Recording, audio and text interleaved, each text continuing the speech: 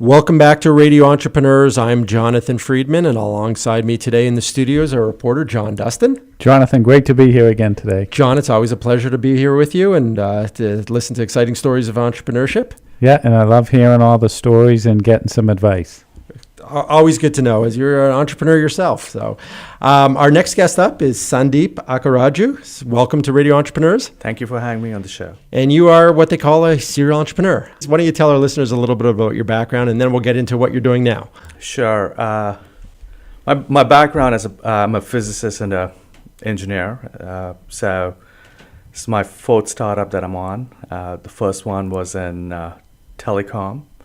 The second one was in software. The next one in consumer devices, all of the motion sensing that's going onto your wrists and watches and cell phones today.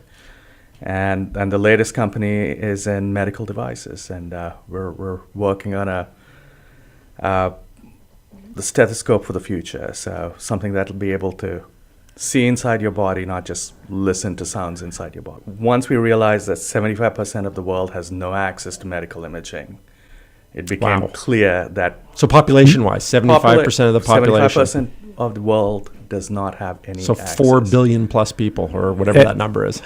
And that's the cost of the capital of the equipment, or moving it, a location, or it's multiple things. It's clearly there's cost of capital and cost of equipment involved, but there's also lack of expertise in using this equipment.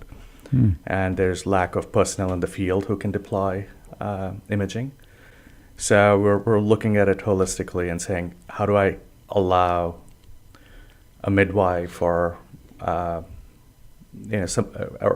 a doctor to be able to look inside the body?